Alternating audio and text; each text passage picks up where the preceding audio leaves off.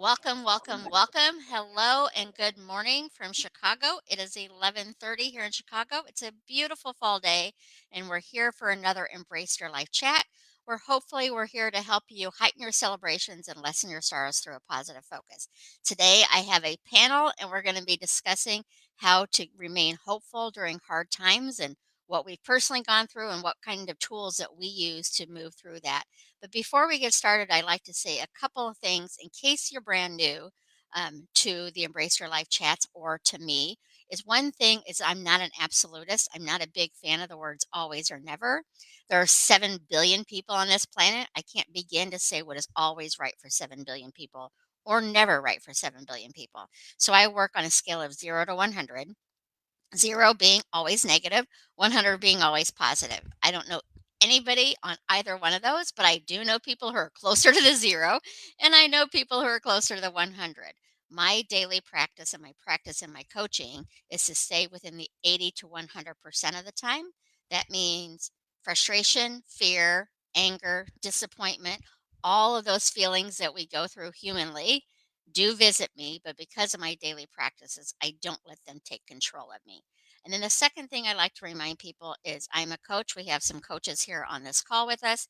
I am not a counselor or a therapist, and sometimes people need that benefit of counseling or therapy. And you are so worthy of living your best life, whether it's a coach, a clergy member, a therapist, or a counselor, or a best buddy, whoever it is to help you live your best life. I hope you reach out and get that support. And so today we're going to be talking about dealing with challenging times and how do we move through them. And so I've got a great group of people, a couple of newbies, not well, actually, Rachel's new to being part of the Embrace Your Life chat. Candice has been on one of the individual ones before. So I'm going to start with Lara because she's the next, as people say, in my Brady Bunch box here, right next to me. So, Lara, introduce yourself and maybe give one tip of something that helps you through a challenging experience. You're on mute. Hi guys, I'm Lara Pugh. I am a intuitive and intuition expert and 3-time Amazon bestselling author, and hailing from Phoenix, Arizona. Um, my tip for keeping hopeful is having anchor moments. So, like even in my bedroom here, I have like when I walk in, I have something that was given to me in one of my first jobs as a thank you when I left. And it reminds me of how I had exceeded my goals like in a short period of time. And that's why they were, giving me that. It was like a frame and everything. And it just reminds me. And it's just like an anchor moment. It's kind of like, okay, if I could do that, then I can do this. If I can get through that, I can get through this. I love that. That's an awesome tip, an anchor moment. Shauna, you are next to Lara on my screen. So introduce yourself and what's a tip on how you remain hopeful? Hello, my name is Shawna Marie Fischer. I'm excited to be here again. So, I'm an animal communicator and energy healer with animals. And so, gosh, my tip, I love this topic. So, my tip is movement. So, if I'm kind of going through a challenging time, I'll go do some movement, be it go for a walk outside or do some movement and reorganizing around my space. And I find when I do that, it kind of helps clear up the energy and just kind of get me out of my headspace and more into like a neutral space so then I can work back into my heart space again. Oh, I love that tip as well. Rachel, you are next. Hello, my name is Rachel Elizabeth. I am the creator of Rachel Elizabeth Design. I actually specialize in Tree of Life pendants, and which is works perfectly because I try to root into gratitude during challenging times, which is about the metaphor of the Tree of Life as you dig deep into the roots and you expand with the branches. And I think when we focus on gratitude during some of the most challenging times of your life, even if it's 2 or 3 things a day that you can focus on that you have, it makes a huge difference. I love it. And Candace, how about you? Hi, everyone. I'm Kandice Cole. I'm a self-care guide and a certified tropical health instructor, and I work with really busy professionals and companies to help them find like sustainable self-care practices. I think for me, I always keep this quote in my mind. Someone told me that, I hope all is well, but if it's not, know that it's not the end. And so when I'm going through something really tough, I just kind of replay that, just that quote, that thought of like, this is not the end, and then try to do things from that space of knowing that, okay, this will not last forever. But that always kind of gets me, I don't know, in a space of knowing like, okay, I'm here right now in this really kind of tough, challenging place, but I won't be here always. And something about that just reassures me as I'm Yeah. having to navigate those tough moments. I think that's a great one, and I've heard a similar one that if you're not, I forget what it is, but if you're not where you want to be, it's not the end, or something similar to that. And it's certainly been helpful to me. And for me, all of those things that you've done, I've not thought about the anchor before. Although I would say I've used things like I'll keep a list of different testimonials or things that people have said to me before. So that's kind of been an anchor for me. But I like it, something being visible that you can even look at. So gratitude is definitely one of my biggest ones. And for me, when it's a really, really hard time, going back to the things that we take for granted. My mom's been gone for almost 3 years. In her last several years, she needed oxygen to sustain herself. And I don't know about you, but prior to my mom being on oxygen, I never thanked myself for being able to breathe okay.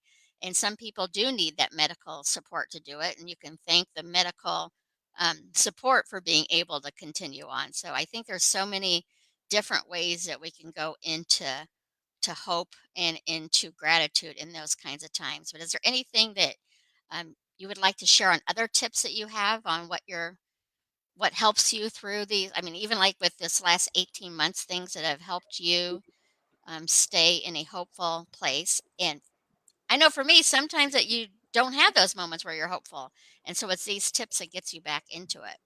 I would say for me, writing. So I love to write, and I feel like just sometimes if I just put pen to paper, and I've done some writing classes and some things with writing, and I just find that actually putting the pen to paper, you can do it in the computer, but pen to paper it just helps the energy flow and energy move. So sometimes if I'm, stuck, I might do some writing too, and that's something that can help, especially during this time. It's like, okay, how can I find the light and the gratitude in the, and sometimes I don't want to say the humor in the situation, but how can I find like humor in some way to bring like lightness back to my world, right? And to bring a smile back. And yeah. Yeah. Do you read that later, or do you just kind of let it go once you've written it out? Do you go back and revisit it, or do you shred it?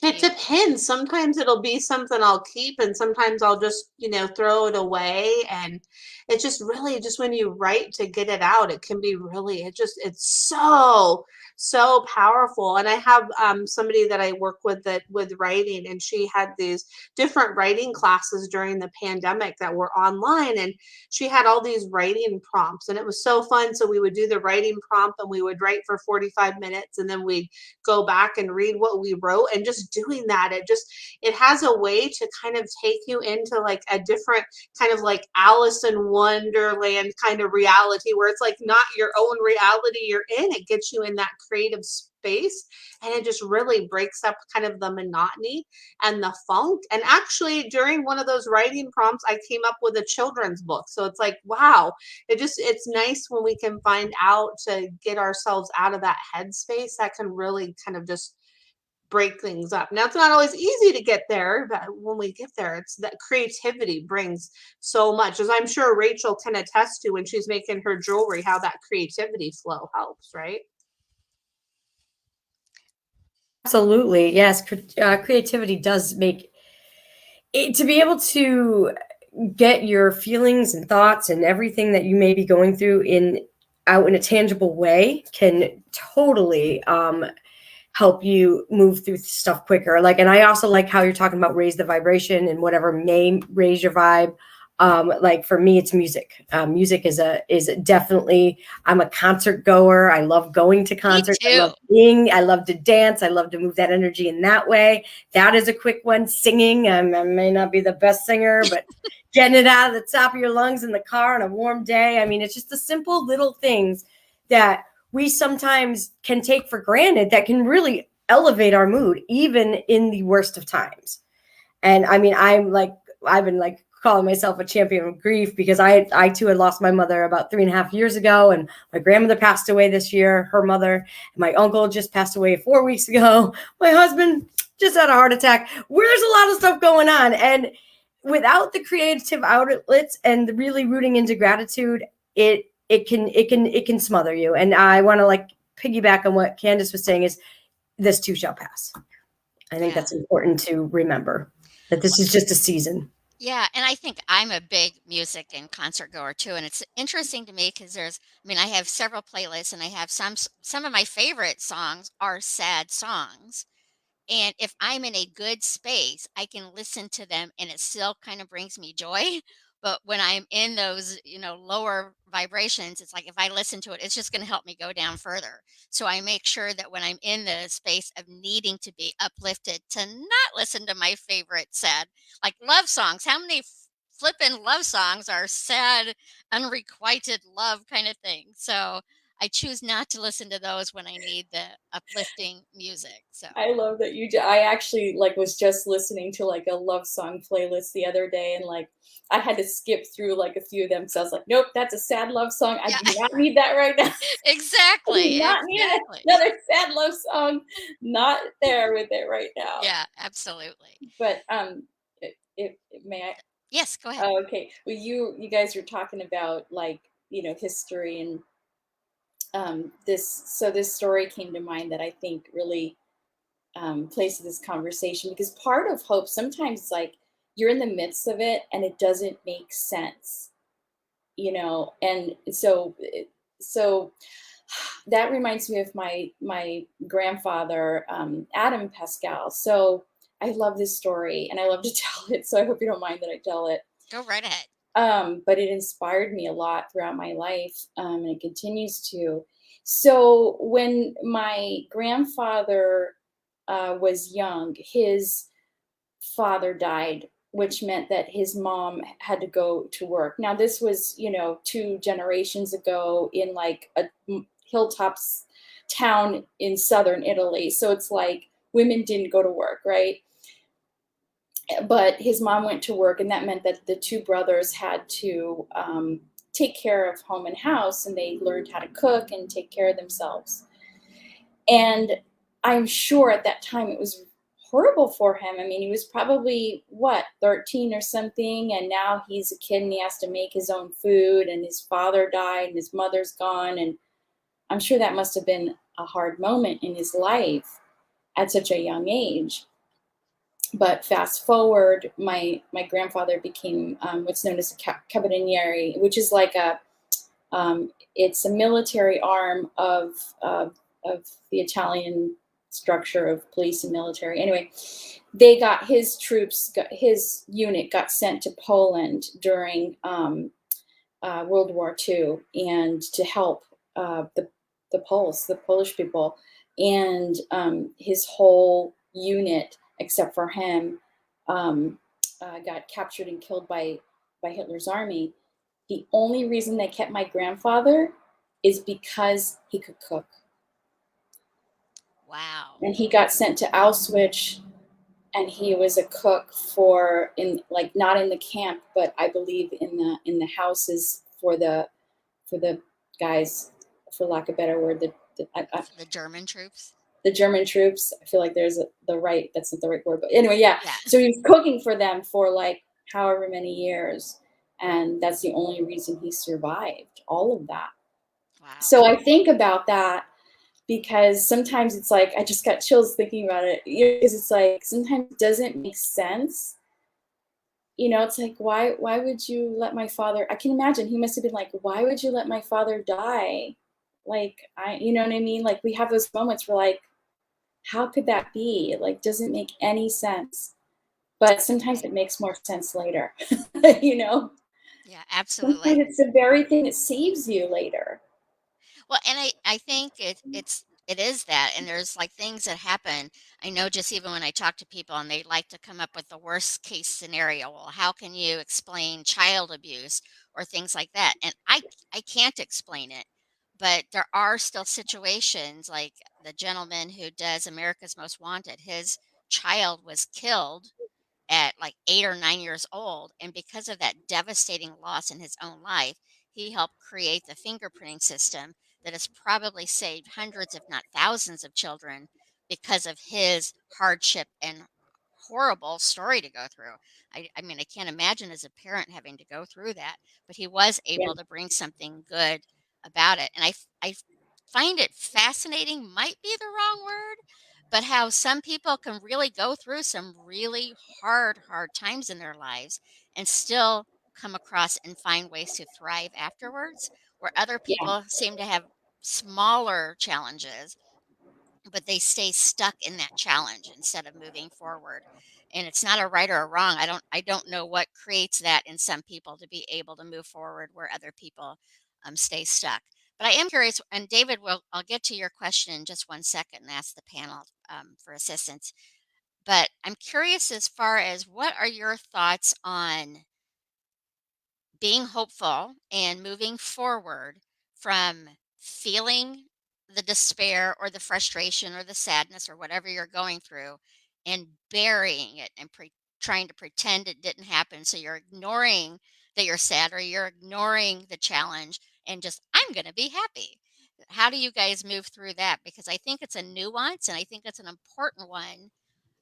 I know for me, because I have an organization called Positive Focus, that people often think positivity is rainbows and unicorns. And I would sure love that to be the fact, but it's not. So I am a big believer in feeling your feels and then moving forward. So, how do you guys go through that? I think for me, one thing I had to just realize is that sometimes the most positive thing I can do is to like name how I'm feeling.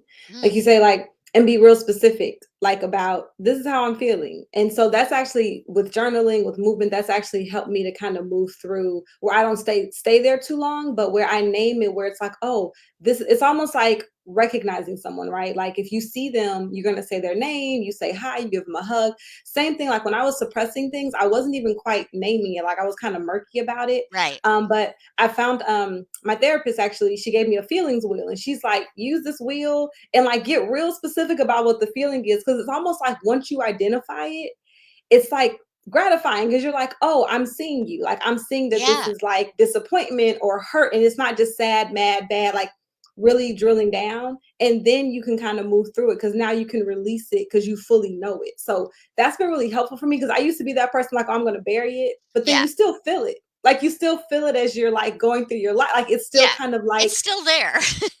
it's still there versus saying like, okay, like I think about my daughter, I have a 5-year-old. When she's having a tantrum, we have to be in it. Like I have to sit with her and sometimes just hold her, like, and help her to kind of understand these uncomfortable feelings. But like once she moves through it, she's like, I'm good now, mom. And then she goes and plays. And that's always my reminder of like, but she has to feel it and let it be what it is. And then I always say like, just go and play. So for me, the go and play is like, just go take a walk and that so Yeah. that's kind of how I naming it is in some kind of way like a positive. If we reframe right what positive means, like Right. that's a positive thing for us to be able to say this is how I'm feeling, this is what it is, and like honor that that's how I'm feeling in this moment. So that's helped me. And before I used to push that away, but now I'm seeing the benefit, like no, being honest is a good and I don't Yeah. stay there too long.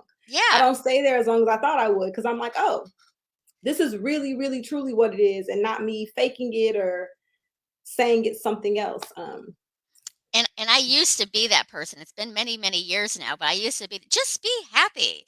And I'm sure people wanted to slap me because it's like, "No, I'm not happy right now." And then when I learned, like, you really do have to, face and move through those feelings. I listened to a lot of Glennon Doyle's podcasts, and she was talking about highly sensitive kids, which she has one of who's a teenager, and they were talking about what's the worst thing you can say to a kid or anybody for that matter who's freaking out?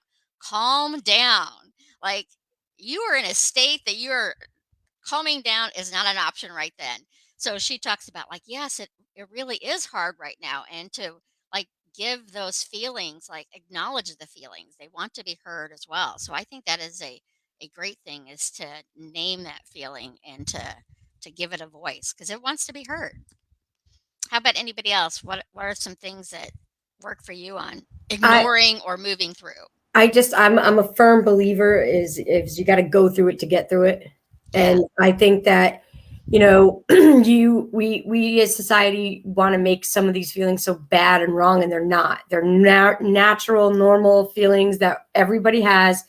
And if you want to drink a bottle of wine and eat ice cream and feel bad for yourself, go for it and cry and get it out and do what you got to do.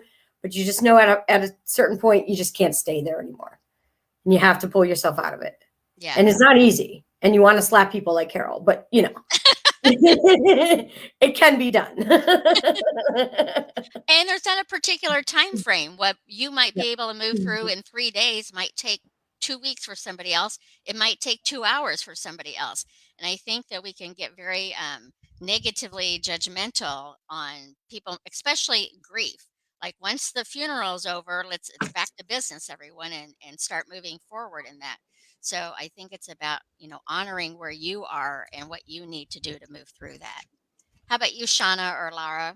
I was going to say everybody's process is different, right? So just because it takes somebody longer to process or quicker, it doesn't make them better, worse, or anything Right. like that. It's just we all have our own internal way we deal with things.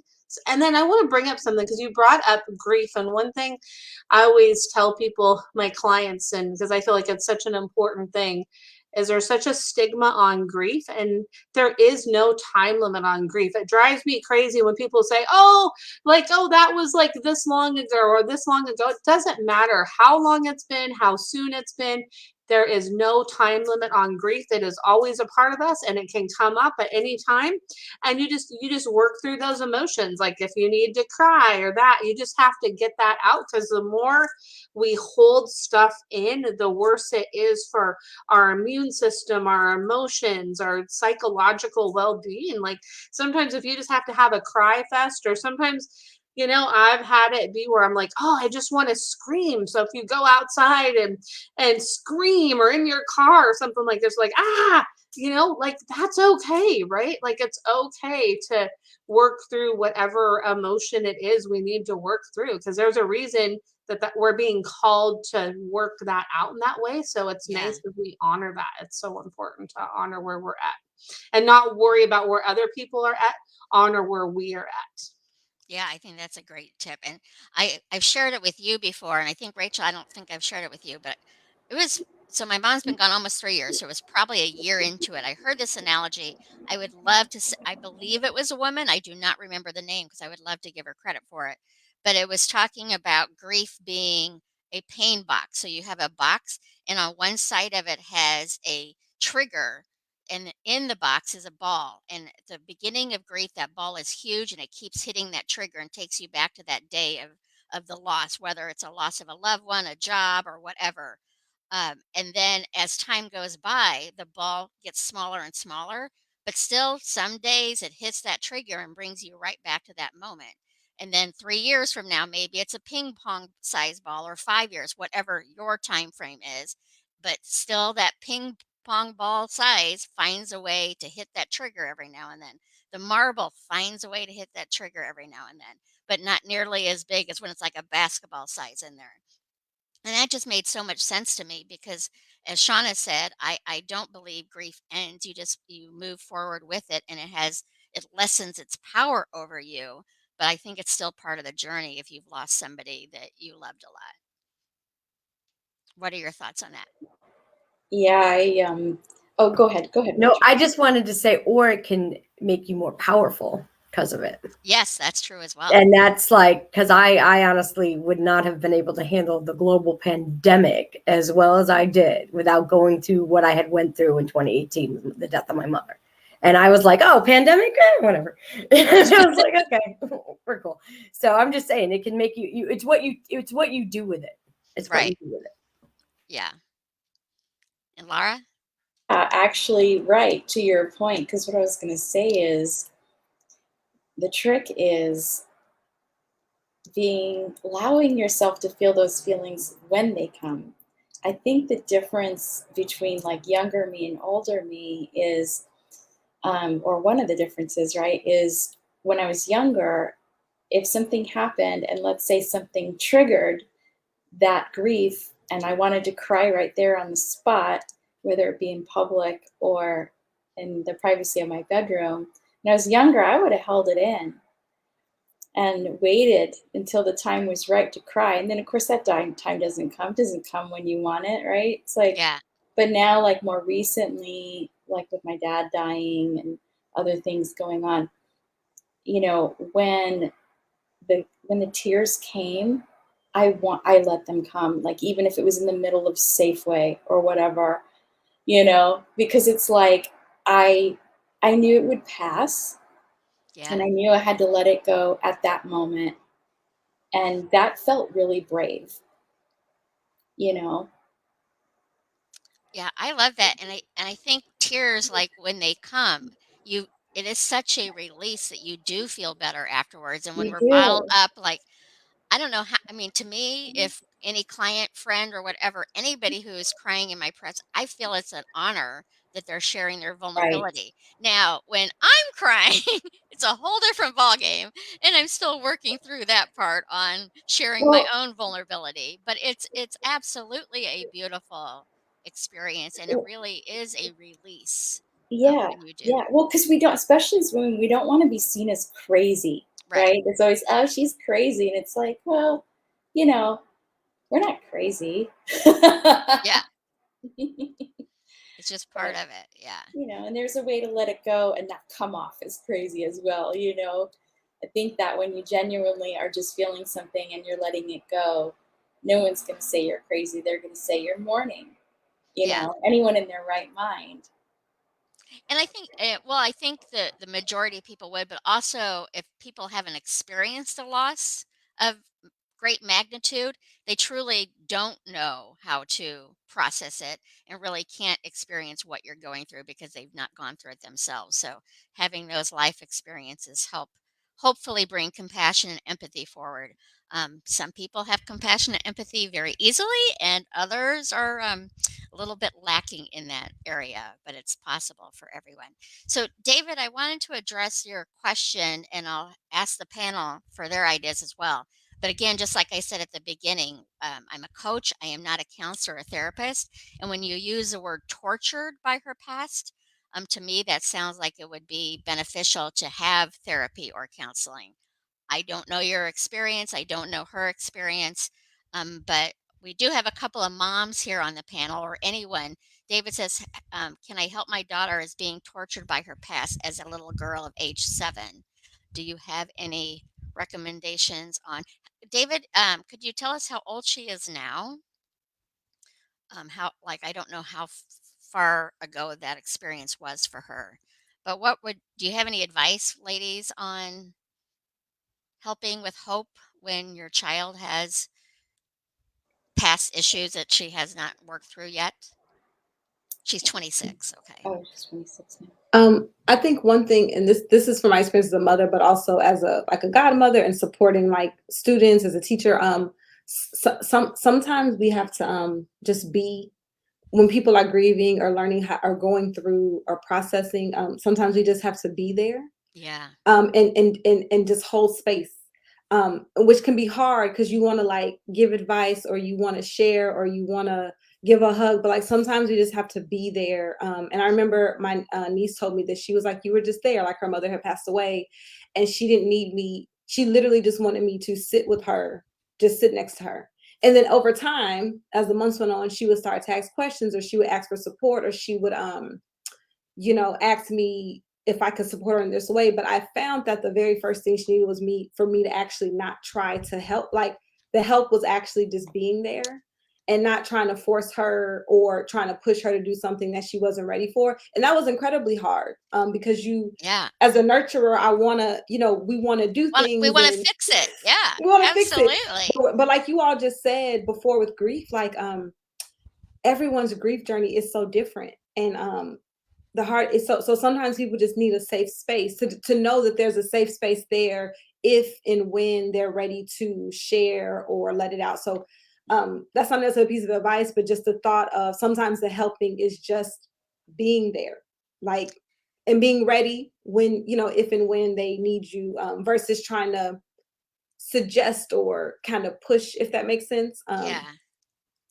I think that is great advice because especially David being a dad, you don't want your baby girl, whether she's 7, 26, or 45, to be hurting in any way. So it's common, I would say, and natural for you to want to step in and fix it and help her through it. But if she's not ready to, for whatever reason, being there for her and just holding that space, I think, is a great suggestion. So, anyone else have some ideas on Well, helping David I with his little girl? I Little guess girl is 26, but it's still his baby. sorry if it's kind of noisy here. Gosh. So I just wanted to add from an energetic point of view, because I know as parents, yeah, we so much want to help, and I've been in this situation with my daughter for sure, because now she's sort of getting into adulthood, and it's up to her really. Um, but as a parent, we're like, you got to do this thing, you got to do this thing, and then naturally, what's going to happen? The tension brings, the child brings in the tension. No, I don't. No, I don't, and they push against you. And it's very hard to do this as a parent, but what we really need to do is let go, because that allows them, that then they have to fill in that space of, now they go into that space of, oh, I need help. They just have no choice, So just even from an energetic point of view, it's like if you just let go of that tension, they'll naturally fall into that space that they need to go, where they need to go. Yeah, I think that's a great advice as well because, again, when you say that she's tortured from it, um, I don't know the reasons why she does not want to address it. And maybe she's addressing it in her own way or does need counseling or therapy. But as the dad, as the not even the dad, just the person who is witnessing somebody that they love go through a hard time, it is really hard to step back and let them lead you in it or ask for the support and say, Dad, I need you to help me through this because we want to fix them. We don't want our loved ones to be in a hurting space. That is one of the biggest challenges for me as a coach, and I've learned it, but it still comes up. It's like I cannot make anybody do anything differently. I can support them along their journey and work from there. But if somebody's not ready to take that leap into living their best life or take that leap into the unknown and start working on healing past hurts, me trying to force them is actually probably going to slow down the process more than it's going to help the process. David, I hope that was helpful, and I do encourage you, like to even to, I mean, you probably have, but let her know that there is counseling and different options out there. I don't know what her 7-year-old experience was, so some of the really, really hard things that a 7-year-old could be reliving at 26 may require some counseling, but she's going to need to want to do it to make it to be effective. And you just supporting her in that journey, I think, is a bigger help than you probably know. So, ladies, we're at 12 o'clock. I want to make sure we're closed up by 12:15. What other kinds of tips and tools? And again, if anyone has any questions for the panel on how to stay hopeful, yeah, excellent, David, and I wish you all the best on it because it's absolutely hard to back off when it's somebody that you love. And when you think about it, as a father, you have more years of experience, so you can see how, but maybe even put yourself back as 26-year-old David and how you would want your parents to help you through that situation or not help you through that situation. You know, with age becomes wisdom, and I think of some of my young nieces and nephews. Some are still children. Some are in their early adulthood, and I'm like, oh, when I was that age, yep, I would probably do the exact same thing that they're doing right now. So I have to let go, and that's a challenge for me. I have another thing that I just thought of that came to me from that. So sometimes we have to be the observer and not the absorber for those around us. But then sometimes we have to be the observer for what it's bringing up in us too. So I would bring to David, of course, you're a parent and you care about your kids. I mean, I only have my four-legged kids, but they still count for something, right? Absolutely. But it's to be that observer and maybe observe kind of maybe what things it's bringing up for you, because maybe if you work through those things that it's bringing up for you, maybe in turn that will help your daughter too. Just a thought, because maybe I just feel like there might be some intertwinedness there. So maybe do that, and that might help to gather some additional insight there. That's a great suggestion because it generally is triggering something in us, whether it's because we love them as a kid, maybe it's something from our own past, maybe it's something we were going through when they were 7 and all that kind of thing. So there's a lot to unwind there, but definitely I say be gentle with yourself through the process because when a loved one is doing something that we disagree with and or see it to be a harmful thing for them for their future or even for their today, it can be really hard to witness it and not want to fix it. But we can't, darn it, we can't fix other people. We have to be there and help them when they're ready, but we can't make them change because if we could, I'd be doing it all the time. So, ladies, anything in closing that I, you would like to add? I would like to add that I think it's also something that is super important is to find your tribe, find your community, find your people, whether they be online or in person. For me, the pandemic was a blessing because I was able to find so many of you lovely people. And whether it be an animal communicator or a life coach or a psychic medium or whoever is going to lift you up and support you, you find your tribe. That is my closing statement. Find your tribe. I like that closing statement. And I think it's true because it's easy to also find people who are going to stay in doom and gloom with you and tell you you're absolutely right. And you are right to feel your feels, but they're going to join you in saying, yes, the world is horrible. Your life is bad. My life is bad. And it's easy to go and find people who are going to feed your fear. But I encourage you to find people who are going to feed your hope. Anyone else? I Lara? guess my closing statement would be just hope that you can do your best. That's kind of where a lot of my hopes will land because we have big dreams and wishes and sometimes they don't come true. But I want to at least look back on my life and go, you know what? I tried. I tried my best. And Carol, I was thinking about this morning because you will remember like years ago remember when I was singing at Uncommon Ground? Yeah. That was such a nightmare. I was terrible. I did not think you were terrible, but You're so okay. sweet. But like but I can look back on that and go, I tried my best. You know what I mean? And to me, like that's hope because we can't really control the outcomes as much as, and I really think I'm a powerful manifester. However, I still realize that sometimes we just can't control the outcomes. I might have my hopes set on something that really wasn't meant for me.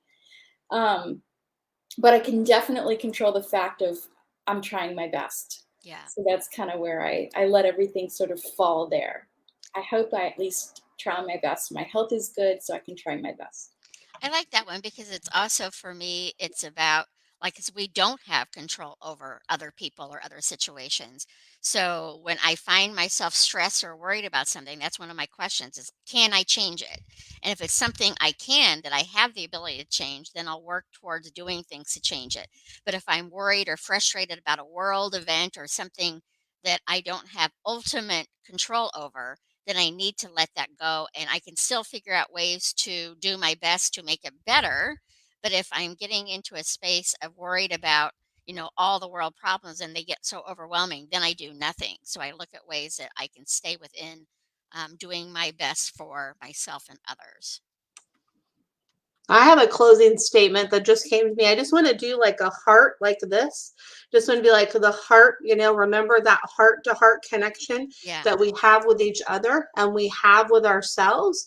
And to remember gentleness and grace, like to be gentle and graceful with yourself and others and to be where you are in the moment and to be okay with where you're at in the moment and where others are in the moment too, and be okay if your moments aren't exactly in sync, because everybody's got to be in the moment they're in, and just be okay with being in the moment that you're in.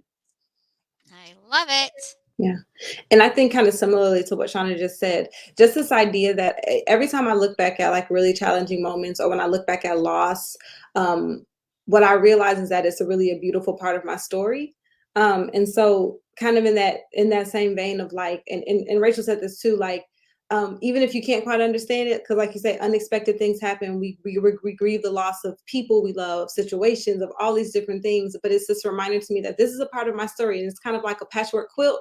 And sometimes I don't know why these little pieces are here, but it's gonna It's going to it's be gonna come, beautiful. it's gonna be beautiful. And so that always keeps me anchored when I'm just like, oh my goodness, I'm like in the middle of all of this, especially with the pandemic too. Like you're grieving all this disappointment, but I'm like, no, this is like a part of this story that's being woven, that it is beautiful and will be beautiful even if I can't see the beauty. So Right.